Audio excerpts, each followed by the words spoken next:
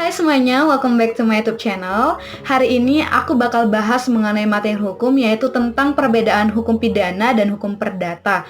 Karena menurut aku bukan hanya anak hukum saja yang harus tahu mengenai perbedaan antara hukum pidana dan perdata ini, tetapi semua orang juga harus tahu karena kehidupan kita tidak terlepas dari yang namanya hukum ubi societas ibius.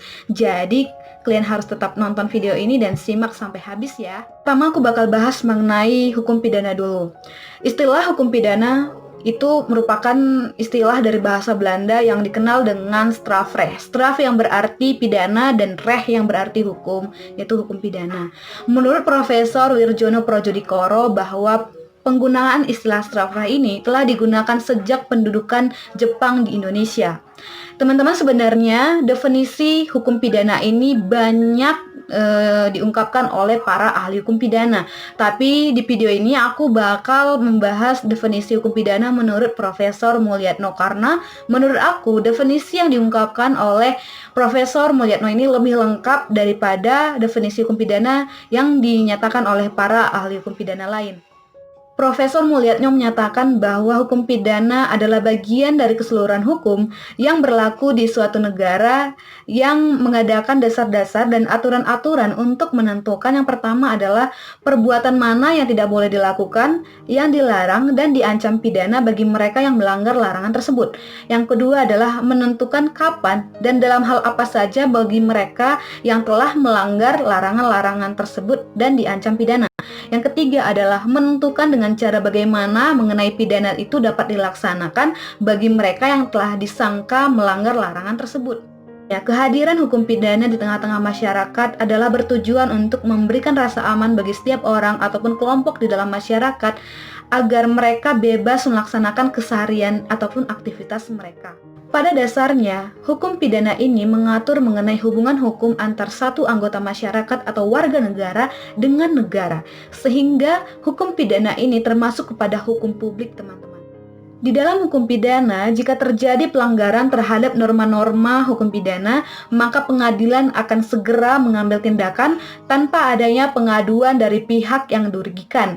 Segera sesudah terjadi pelanggaran terhadap norma-norma dalam hukum pidana, maka alat kelengkapan negara seperti polisi, jaksa, dan juga hakim akan segera bertindak.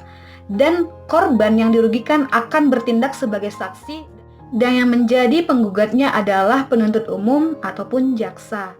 Namun, dalam beberapa tindak pidana diperlukan adanya pengaduan dari pihak yang dirugikan. Aparat penegak hukum tidak akan bertindak tanpa adanya pengaduan dari pihak yang dirugikan. Misalnya dalam tindak pidana pemerkosaan, dalam tindak pidana pencurian dalam keluarga dan perzinahan. Ini diperlukan adanya pengaduan dari korban atau pihak yang dirugikan.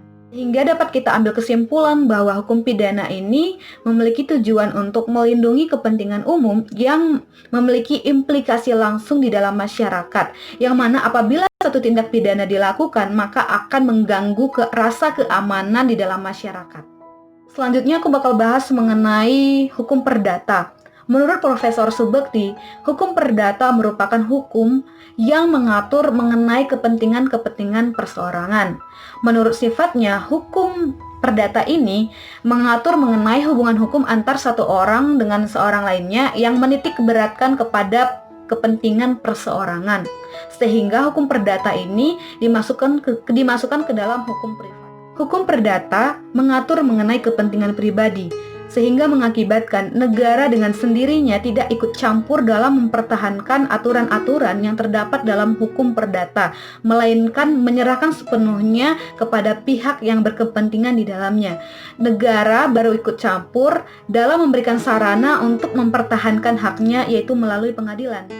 Masalah orang yang berkepentingan itu ingin mengajukan gugatan atau tidak, itu tergantung dari orang itu sendiri. Oleh karena itu, hukum perdata ini disebut sebagai hukum privat. Contoh kasusnya misalnya begini, jika A meminjamkan uangnya kepada si B. Dalam hubungan hukum pinjam-meminjam, hak dan kewajiban yang timbul hanya mengikat A dan B. Jika B tidak membayar hutangnya, maka diserahkan sepenuhnya kepada si A. Jika A memiliki kepentingan untuk menagih hutangnya si B, maka si A dapat meminta bantuan kepada hakim di pengadilan jika memang si B tidak memiliki itikat baik untuk membayar hutangnya kepada si A. Sehingga dalam pelaksanaannya, jika terjadi pelanggaran terhadap norma hukum perdata, baru bisa diambil tindakan oleh pengadilan jika ada pengaduan dari pihak yang berkepentingan, yang mana pihak yang mengadu tersebut akan menjadi penggugat dalam perkara tersebut. Jika dipandang dari segi pelaksanaannya, jika terjadi pelanggaran terhadap norma hukum perdata, pengadilan baru bisa mengambil tindakan setelah adanya pengaduan dari pihak yang berkepentingan, yaitu pihak yang mengadu ini akan menjadi penggugat dalam perkara tersebut. Oke teman-teman, sekian dulu videoku hari ini. Semoga bermanfaat dan menambah wawasan kalian, terutama kalian jadi tahu apa itu perbedaan dari hukum pidana dan hukum perdata. Jika menurut kalian video ini bagus, jangan lupa di like, comment, dan subscribe, dan share ke teman-teman kalian yang menurut kalian perlu untuk melihat video ini. Dan see you in my next video. Bye-bye!